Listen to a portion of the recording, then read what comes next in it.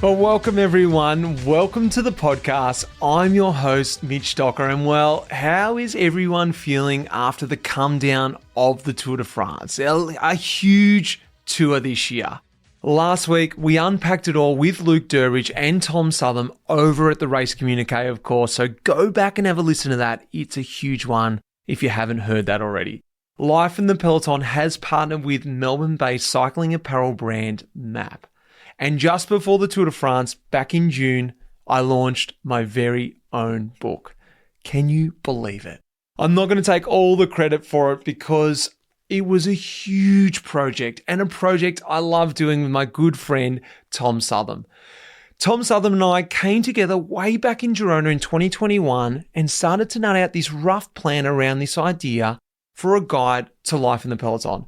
Look, and that is what we have now, full of fantastic illustrations. It was published by Blue Train Publishing, printed in Barcelona. It's such a beautiful book, if I don't say so myself. I've got it here right in my hands. I don't know if you can hear that. This book is for everyone. We try to create it for everyone, whether you're an aspiring pro or whether you were just glued to the TV last month watching the Tour de France. We've made a unique manual to help you understand that complex world of pro cycling. Look, there's a few laughs in there, of course, because we're using some of my stories where I've learned from my mistakes as a pro, but we're also using other pro stories as well to help guide you through from everything. You know, it could be getting results, signing contracts, racing on the cobbles, getting through Grand Tours, and much, much more. There's heaps in there. It's a really fun book to read. I can assure you of that. The book is exclusively being sold by our major partner, MAAP. So if you want one, when you go and get yours, head over to maap.cc and order yourself one. They're shipping worldwide, so there's no exclusive. Make sure you appropriately change your store location and just go from there, guys. Now, I've got a little surprise for you this week. Matteo Jorgenson, the 25-year-old from Boise, Idaho. He turned pro with Movistar back in 2020 and he stayed there until he moved across to Visma Lease-A-Bike this year.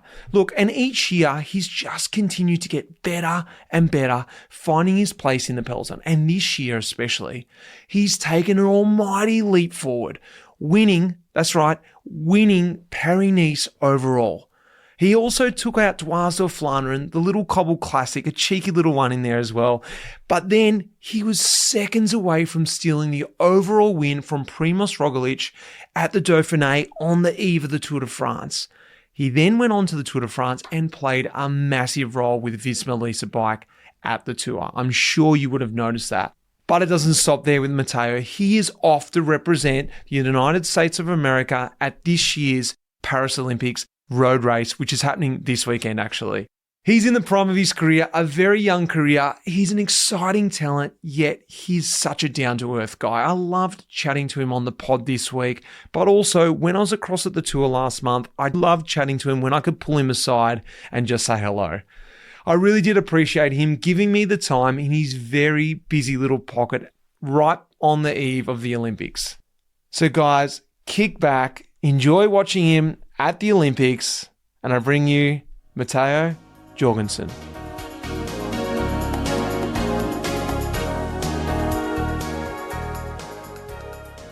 Well, Matteo Jorgenson, this is a real pleasure. It's a little pocket that we've been able to find in a really hectic time of year. Welcome to the podcast.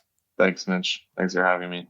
Mate, I'm gonna just rewind because this was a real bit of a moment for me.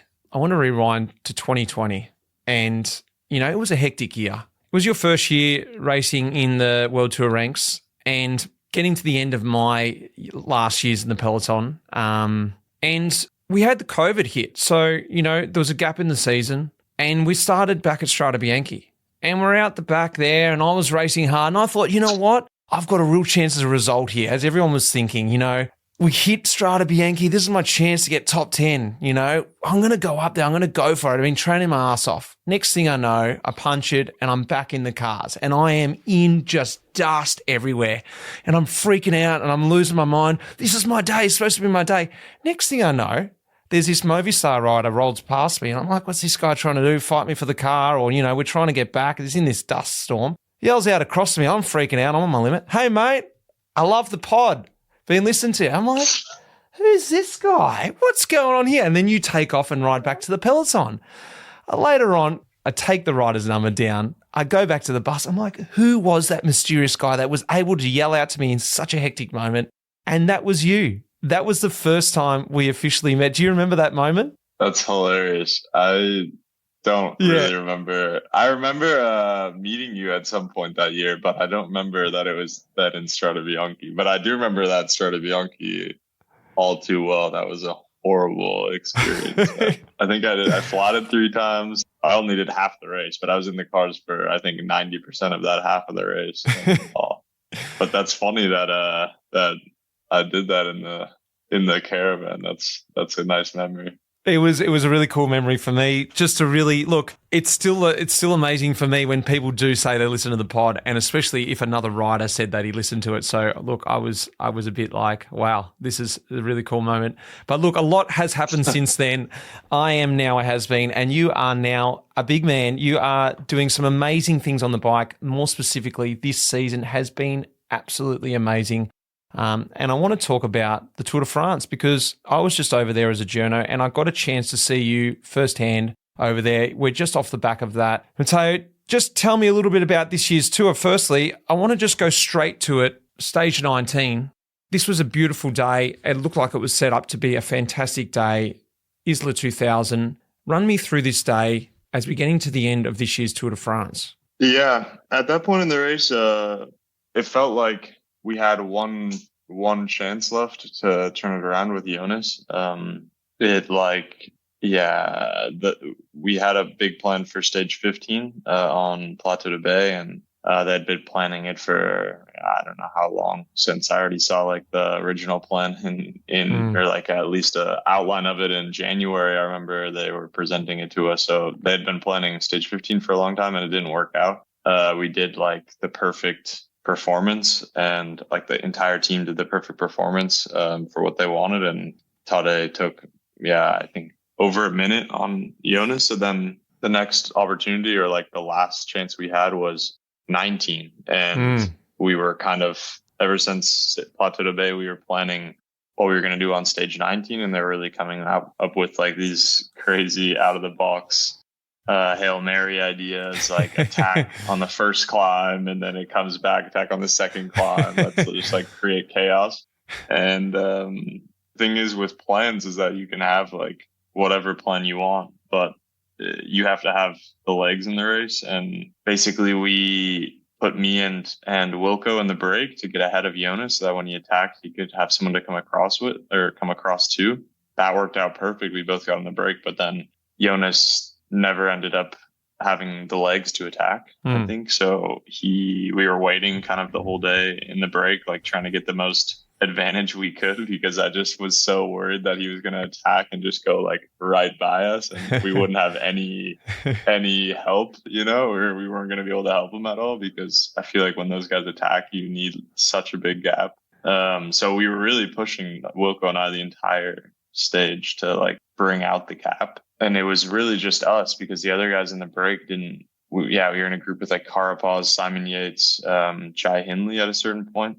And none of those guys really wanted to help us with what we were doing because it was obvious that we were trying to like break apart the race or something, or we had some plan. And so they were kind of just sitting on us, which also makes sense. But it ended up just being me and Wilco relaying with a few like 10-second turns from Carapaz the whole day. I remember like the Bonnet, probably me and Wilco were in the wind. It was like a headwind on Bonnet, which is like an hour-long climb, and it was a horrendous hour. But once we got over the Bonnet and we never heard in the radio that Jonas was attacking, then it was like we got into the valley there before Isola, and we had to kind of like think.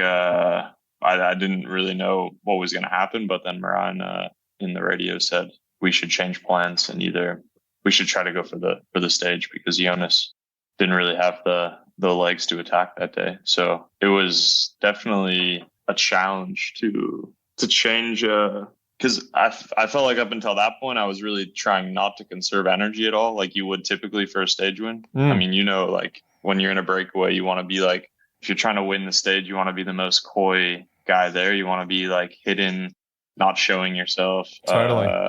saving your legs. And Wilco and I were doing the exact opposite. We were just taking charge the entire stage. And the other riders were probably loving that. They're like, this is beautiful. Yeah. Because they all knew that, well, they all thought at least that we were going to eventually drop back with Jonas and then they could go for the stage or something. So they were just sitting on and they were loving it. And then in the valley before Isola, I think it became clear then that we had changed our minds because suddenly Wilco and I just pulled off and they all were shocked to have wind in their face for the first time. And they had to do some turns in the valley there. And from that moment, we changed it a little bit. And then I was able to have like a still pretty good legs and get away from them at the bottom of Isola, which was good. But it's, I didn't, they weren't really telling us the gap we had with the Peloton at that point, just because I think they didn't want to discourage us. Like Marijn, especially, like they had already done the calculation. I think they told me that how much they thought I needed to win the stage. If the breakaway was going for the stage and Tadej was coming from behind, they said I needed like 4 minutes and 20 seconds or something as their calculation. They told me this after. Well, so they already had it in their heads. Is it that specific when they work all the power to weight out and everything like that? Yeah. I mean, they showed me after their calculation, like this is how much they thought I needed. And when I was at the bottom, I had like 3 minutes and 53 seconds or something. So it wasn't quite enough. And then I was 20 seconds behind at the top. So the calculation was within 8 seconds or something of what I actually needed. That's scary. Which is crazy. Yeah. But they didn't want to tell me, So the whole climb, I was just thinking about doing my best. It's not like I could have gone any faster from bottom to top, but I was just trying to think about staying ahead of Carapaz and Yates and stuff. And then suddenly 3K to go, I hear Marijn say, okay, now Tadej has passed Carapaz and he's only like 35 seconds behind. And I was just like, no. It nearly did me in mentally, but there was really nothing to do but just go as hard as I could to the line. And he came past me like a airplane. It was ridiculous. I thought about like, I saw him coming. It was probably like 10 seconds behind when I looked back and saw him coming, and I sat up a little bit. I thought, okay, I can catch my breath and maybe sit on the wheel, and no chance. No chance. When he came by, there was no chance I was getting on the wheel. So it's definitely a gutting last kilometer. Yeah. It's a climb well, isn't it? Yeah, it is. Does that help you in such a situation, or does it not? Is it sort of like, I know exactly how hard this is going to be, and actually that works against you, or it really does work in your favor? I think it did work in my favor that day. I think sometimes especially if you don't have good legs, it can be bad for you. But that day, I think it really worked out because I knew like it's not a very steady climb. It really like goes up and down, even has flat parts and little downhills. So you really know where you need to push and where you can like sit up, and that stuff really helps you. I think even like a few moments, if you know that there's like, even 3 seconds of coasting coming, then it helps you. You know, you can push until then and then rest for a few seconds, and that sort of stuff helps. But in general, like it was just a 40-minute all-out effort. There's not much. Knowing it can help you. You just have suffer like a dog. I want to rewind to the Puy de Dôme last year in the Tour de France, and a similar situation when Mike Woods was hunting you down as well. And look, I don't necessarily want to dwell on these close moments, but it's a situation that you've been so close, and you've shown these great rides, actually, this ability to sort of attack it, and not play it safe, really put everything out there on the line and go for it. And unfortunately, at this moment, the Tour de France stage win is that elusive stage win that hasn't come off. But the reason why I wanted to bring it up is because, in Movistar, I sort of understand it is a team of about opportunity. When you're racing on Movistar, your first World Tour team, going in the breakaways, trying to show the jersey, trying to win a stage that way. And I want to actually understand what the difference has been changing teams, coming across to Visma, because, often this opportunity sort of presented itself in stage 19 this year, but that wasn't necessarily the way that you guys were riding. And I sort of get the feeling that coming across to Visma, and only from the outside, I can just see you were sort of on this nice trajectory with Movistar. You were showing fantastic results, but then all of a sudden it just took a steep curve up this year. We've got to start with this year with Paris-Nice. Like, to win Paris-Nice, I'd be happy if I could, win a stage. That was well out of my realm even to win a stage, let alone to win the thing overall. I say this is the grimiest, hardest race in the season. Every pro says that, yet you're able to take it out and still call it your favourite race. So let's talk a little bit about this change in teams and sort of seemed like it was the next natural big step for you to come across the Visma. Yeah, there's just so much that changed. Like, I get the question a lot, like, what has changed or what's the biggest change? And I think it's almost easier to think about like what hasn't changed. There's so few things that haven't changed between changing teams. Like the same things are that we're still riding a bike and that I'm still going to the same races. But in every other regard, like, I'm doing things very differently. Yeah, it's really hard for me to answer that question. But I mean, of course, I can give you 1,000 examples. But in my head, like, I think it's just a completely different team culture is like the most, to explain it from like a global view, it's more just that they have a different philosophy, I think, about performance. I think since they have a more like a newer perspective on it, they really changed the team. Like when they started out with Blanco Pro Cycling after Rabobank, they like started with a totally clean slate. And the way it was described to me by Marijn, who kind of built the team, Marijn Zeeman, he basically like started from ground zero and thought about like what are like the pillars of creating, like successful endurance athletes. And they just started with like the most basic things and tried to like build the best structure they could. And now they have this huge staff of people that like is there to make you like the best possible rider you can be. There's just all these people that work office jobs basically at the service course that are there to like manage little details about you, like your nutrition they built a whole app and a whole like ecosystem around basically feeding you in the perfect way. So like that's just, they took nutrition and they made it into like a like very quantifiable thing instead of having like guesswork about it. Like, why are we having bad days? Or like from their perspective, there's no reason you should have a bad day anymore. If you like control the variables correctly with nutrition and sleep and all the things that make up like what a endurance performance is, then there's not really a reason you should have a bad day. Because if you have a bad day, it means that there's some variable that went wrong. Is that true? Are you noticing the difference now? Are you very, very rarely having a bad day? I still have bad days. I'm still the worst part is I'm still a human. The worst part is it takes that excuse out of there. You're like, God damn it, that was my one excuse I could always use. Oh, I was under fuel. Yeah, damn it. That's 100%. Yeah, 100%. But that really is the case. Like in this tour, I had a couple, like I would say 2 bad days. One on the Galibier and one on the Lorient day. That was the day Jonas won, I think.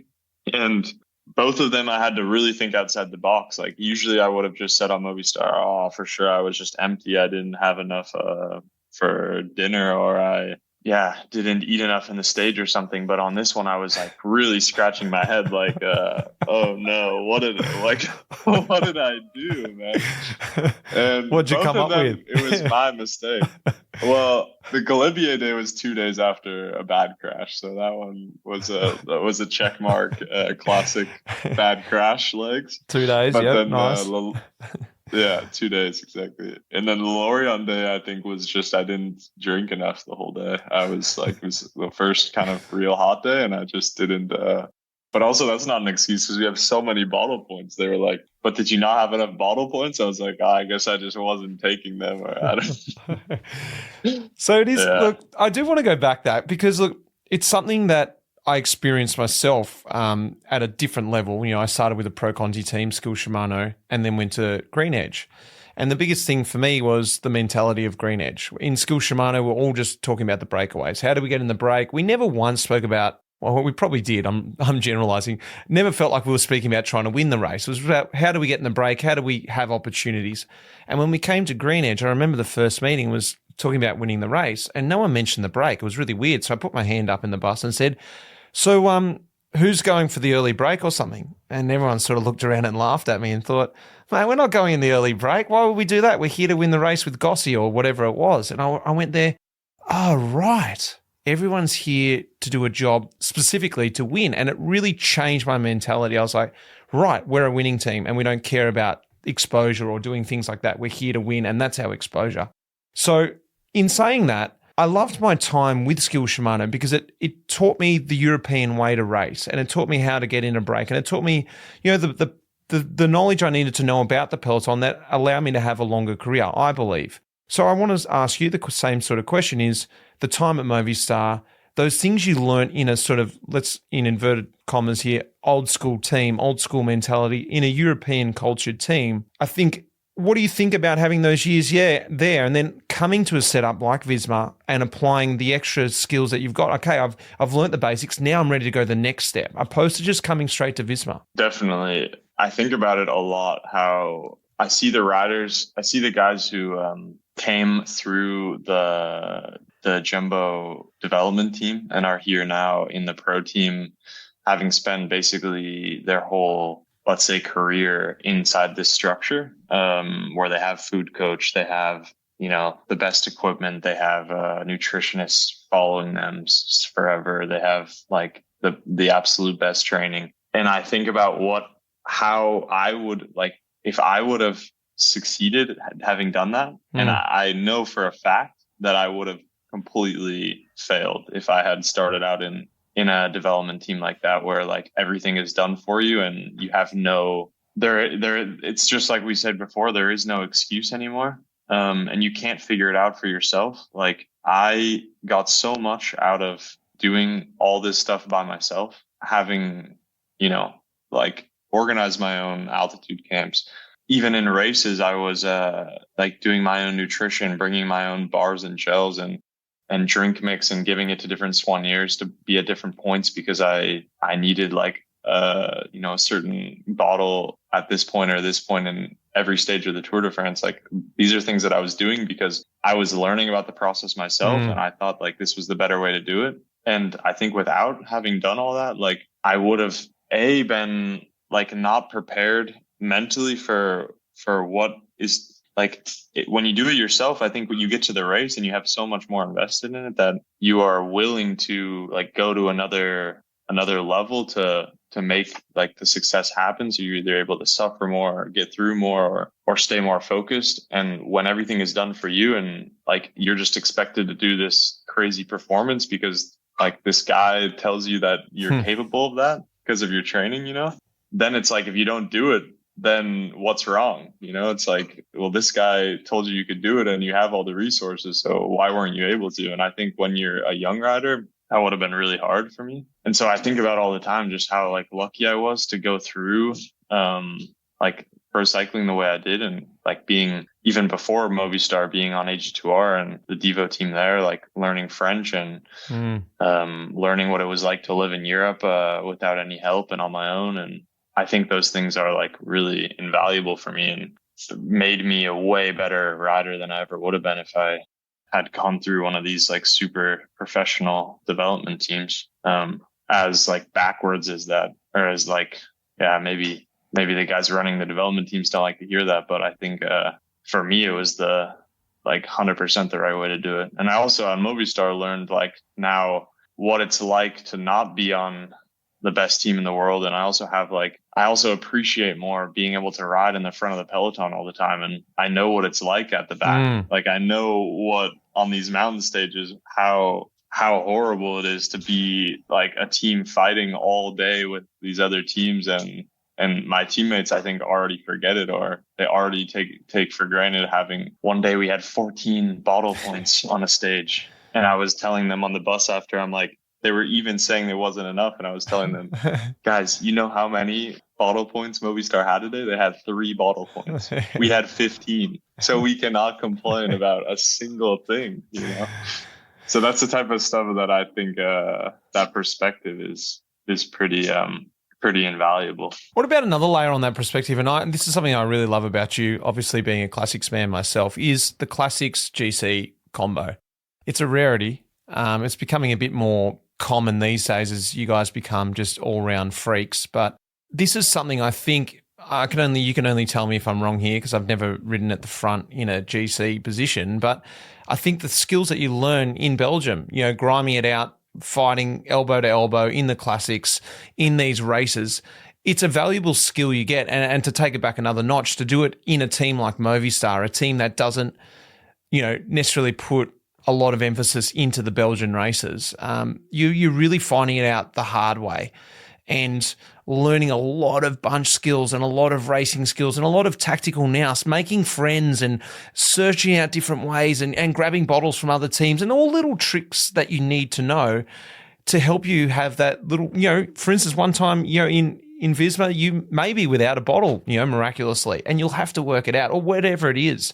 So add that layer to it. Tell me a little bit about how the classics, one, the love site for it, but that combination of classics and sort of GC riding. It's something that I love for sure, doing both. I hope that I'm able to keep doing both for the rest of my career. I think I'm lucky because of my body type for it. I'm just pretty in the middle of what I can do. So they allow me to do, or they see that it's valuable for me to do both. I think if I was Jonas's size, even if I said my dream is to ride Flanders, I would never, ever get a start spot in Flanders. But no, like you said, it makes you so much better. Until you do one of these classics, you don't know, but yeah, the amount of lifetimes you live in a 5-hour race in Belgium, it's ridiculous. You go through ups and downs, and at a certain point in every race, you think, "Oh, I have the worst legs in my career," and then a few corners later, you think, "I'm the best rider here."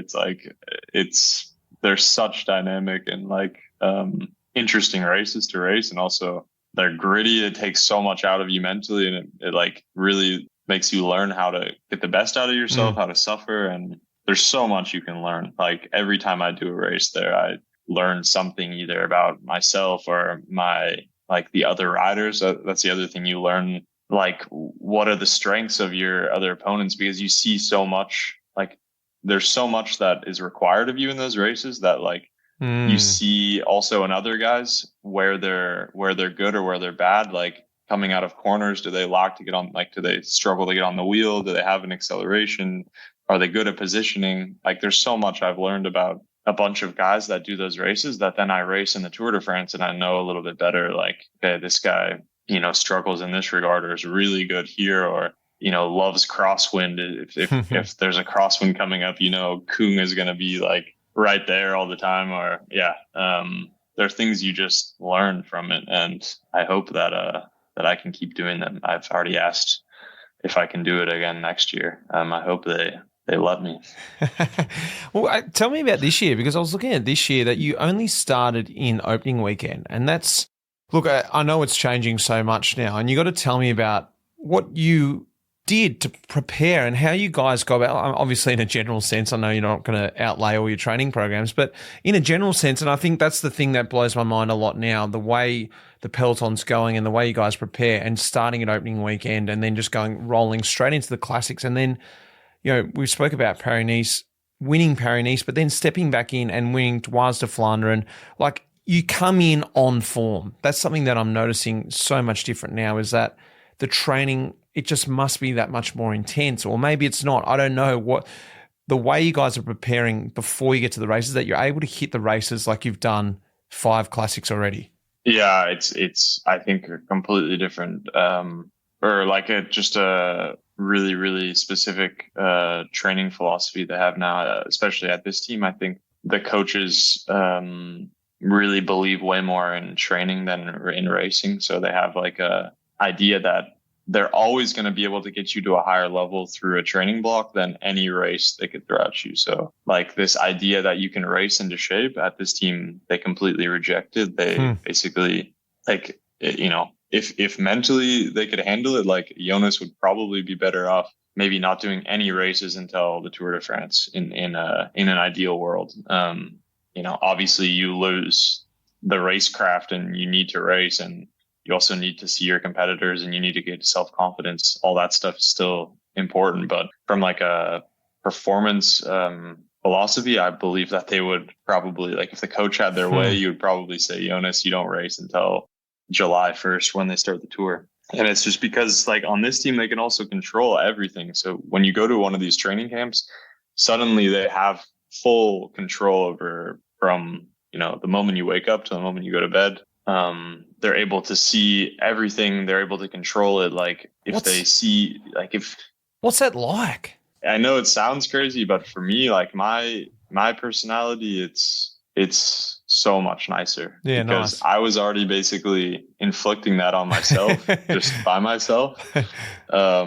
But I was doing it alone at home, and I was doing it with what I thought was the right training or the right nutrition and all this stuff. And it was exhausting trying to do it myself. And now that I'm in a team where, like, I can go and basically it's like way more periodized. Like, I can have true rest period where I don't have to think about any of this stuff. Like, after Amstel this year, after the classics, I went home to the US, and for 2.5 weeks, I didn't speak to any of the trainers. I didn't log anything. I just rode my bike and, like, enjoyed my life, and didn't really speak with them. So I mentally completely switched off. But I only was able to do that because I knew that once I arrived back in Europe, I would go to training camp in Sierra Nevada before the Dauphiné, and I would be completely on track again, and everything would be on, you know? So I could have these, like, mental on and offs, where I think in the past I was basically just on all the time. I was just, like, trying to do it all myself halfway, and, like, I would slowly through the season get worse at it, you know, like,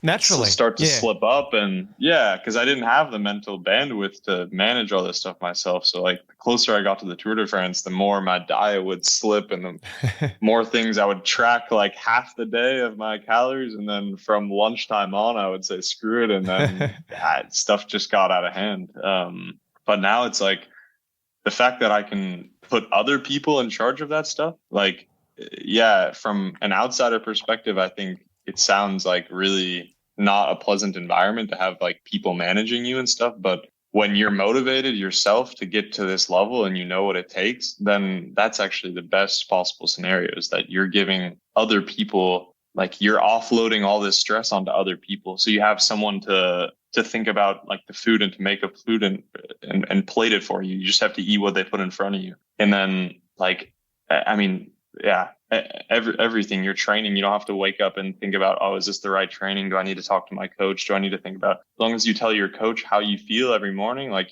how well you slept and your weight and what you think, like what you think your feeling is that day, your motivation, everything, then he can tailor your training that day based on what it's going to be. You don't have to, like, have that worry in your mind.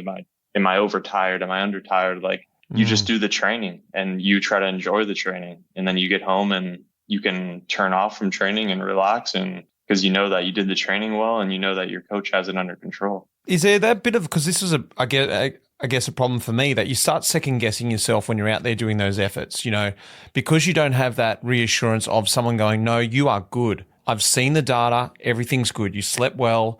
You ate well. Your weight's good, blah, blah, blah, blah, blah. So you go out there and even you just take that thought out of your mind that you could possibly be bad, because you know everything's good. Whereas I guess sometimes I would trick myself into feeling like I was actually not that good that day. Oh, I don't know.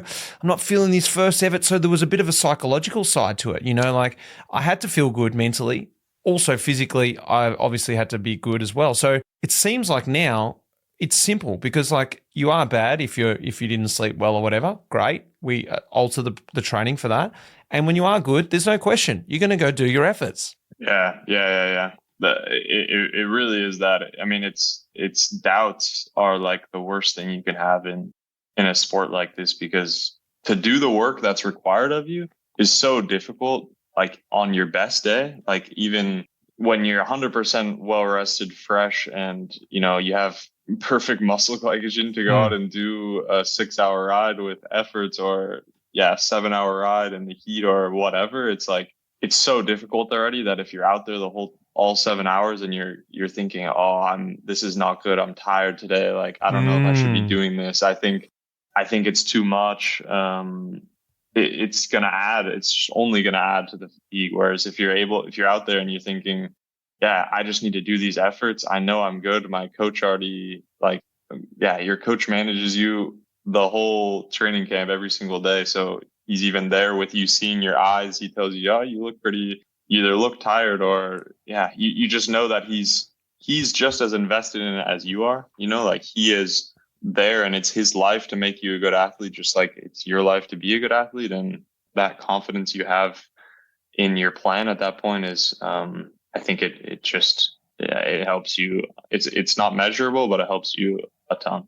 Yeah, and that investment, I love that, because it's something that I try to create myself outside, but I love that, investing in your own career and having a coach that can invest in you, and that trust, it's powerful, it's very strong, and that belief, and I think that's something that a lot of people don't understand, and something I definitely struggle with when I try to do a little bit of coaching afterwards, my career, and naturally, so these guys were just happy to be coached, didn't have a goal, and I couldn't quite wrap my head around it because I was so dependent, exactly like you, on my coach for these goals, and I needed someone to be driving or asking a lot from me because that's what I asked from my coach.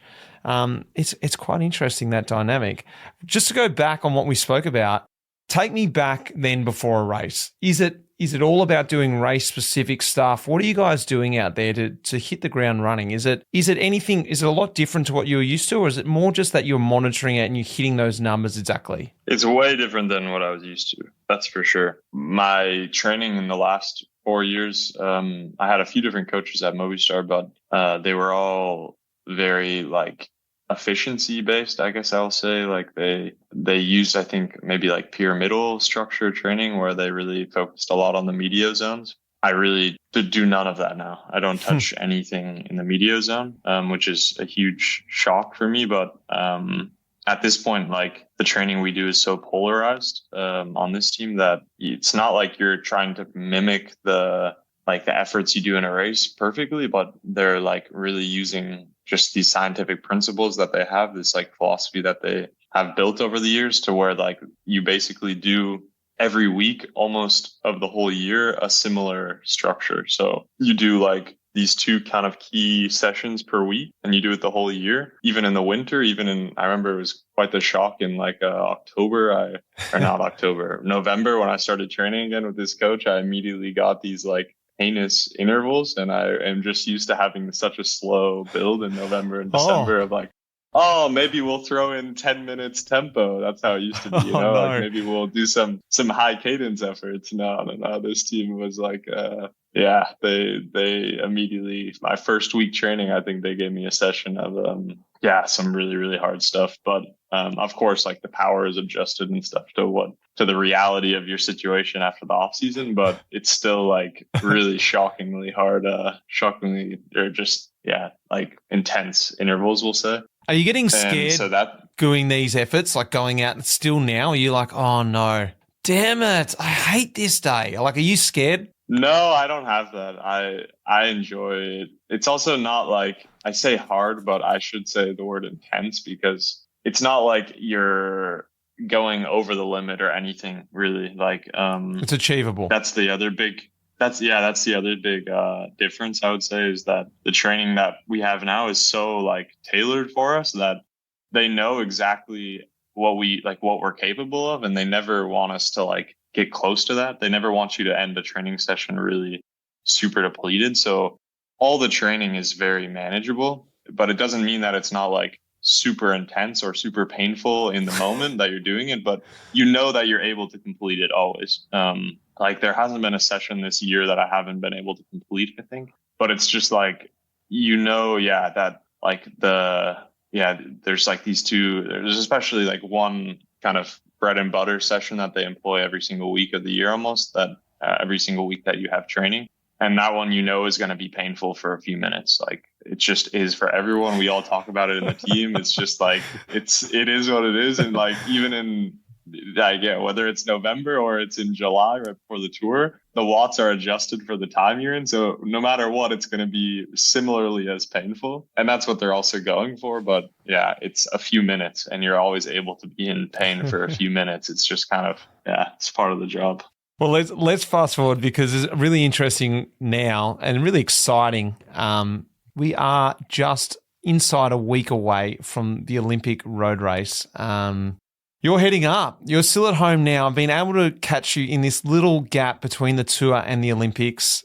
Firstly, Tell me what you're feeling about this, because I can imagine, I think it was back in June you found out, or tell me when you found out firstly about that thought, but then now that the reality's hitting, the tour's done, which would be a nice relief, and now you've got this goal straight away, straight after the tour, which isn't often after a big goal like the Tour de France. Definitely. I've never done a grand tour and then tried to keep my focus going afterwards. I've always just immediately taken a break. And I've always felt like I needed to immediately take a break. But I think a lot of it is a mental thing. Like if you just keep the concentration a little bit that, okay, I still have an objective left. So I need to kind of keep a little bit focused, and I can't just completely forget about, all performance altogether. I think you can do it. I've done a couple sessions now after the tour and I feel pretty okay. I'm not overly tired, but the Olympics, I found out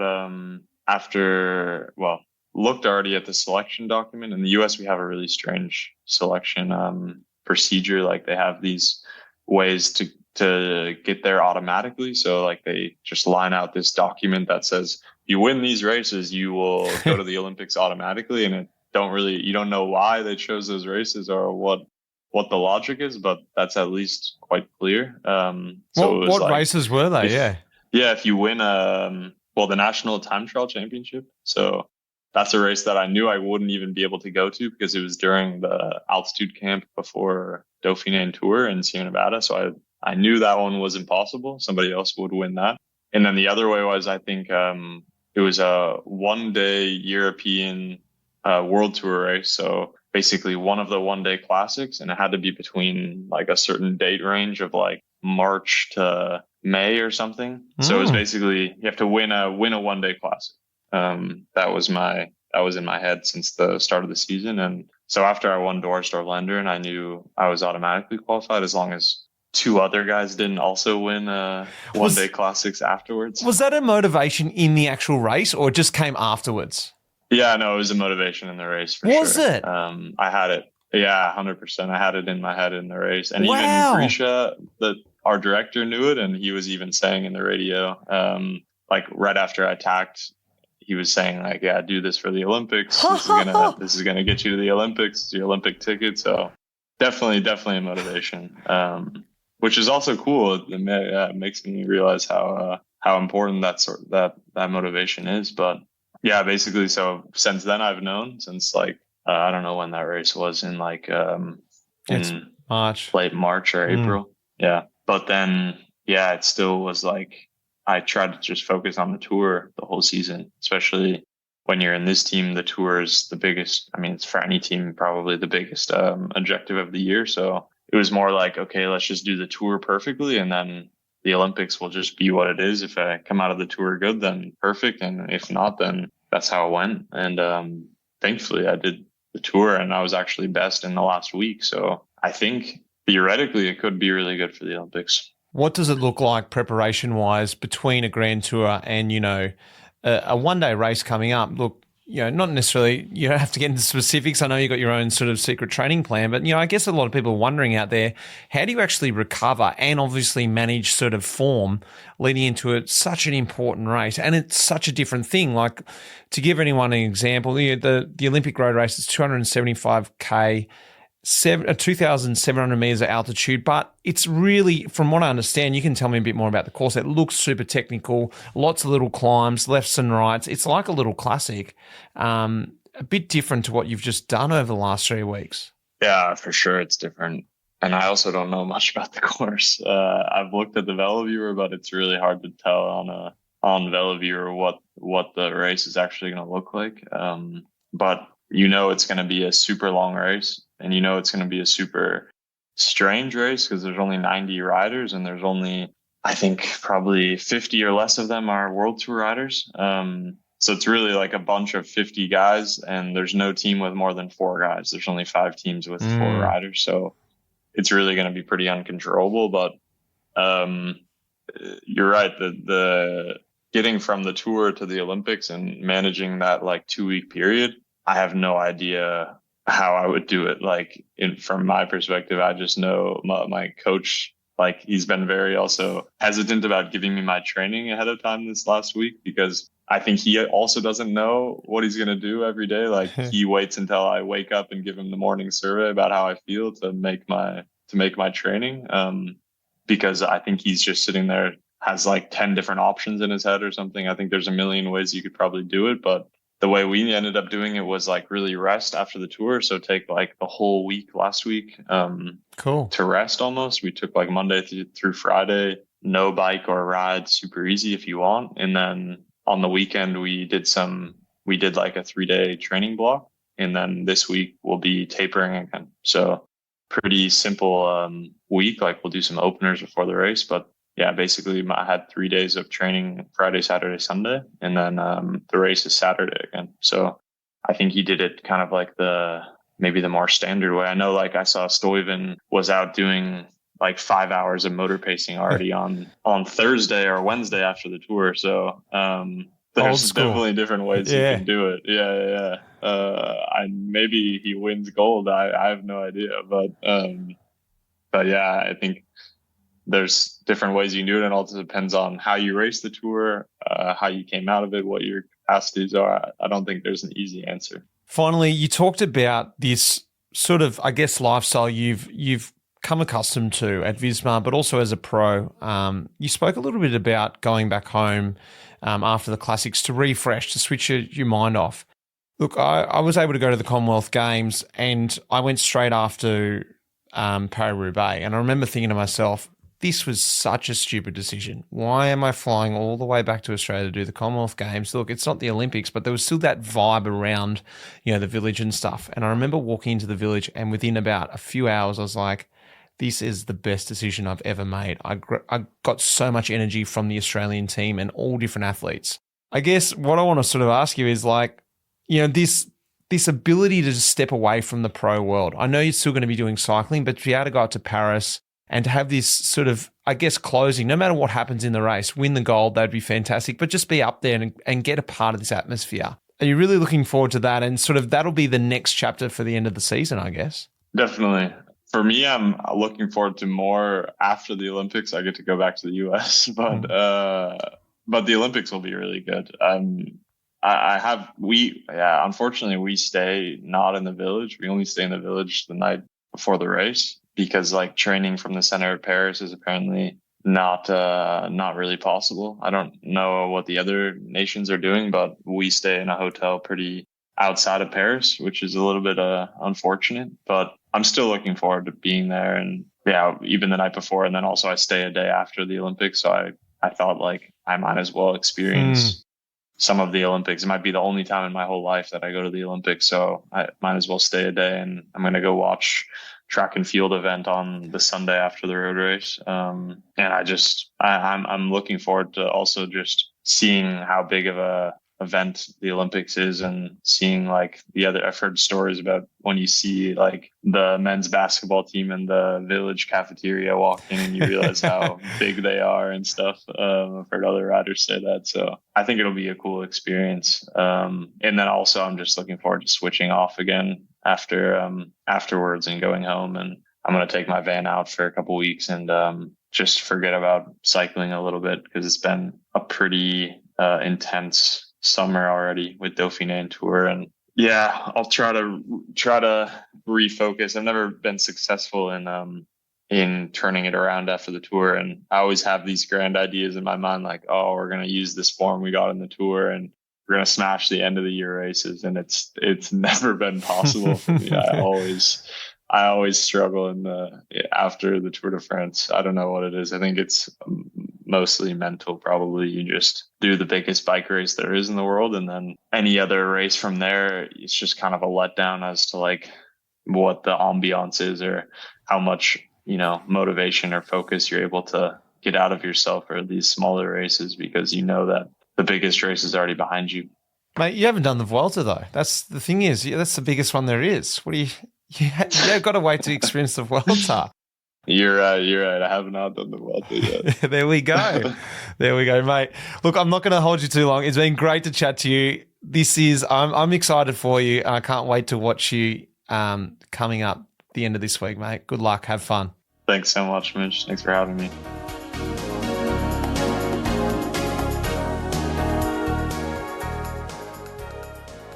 Well, guys, what did you think? It's nice peeling back the layers of these guys you see on the TV. These guys you see I guess they've got the mask on when you're watching the Tour de France. It all seems so serious. You hear these interviews after the race. They put their sort of interview tone on and they tell you not much more than what you see on the TV. So I loved being able to peel back the layers and just sort of go, hey, let's find out who he is. And he is a great guy, as you guys noticed right then. Well, I don't know when you're listening to this, but hopefully he's come away with the gold medal. Well, maybe not, depending what country you're on, but hopefully he had a great ride at the Olympics. A big thanks goes out to our major partner, MAAP. And like I said at the top of the episode, if you want to get yourself a Life in the Peloton book, head across to maap.cc and grab yourself one of them. If you want to get a signed edition of the Life in the Peloton book, these are exclusively only going out to Life in the Peloton members.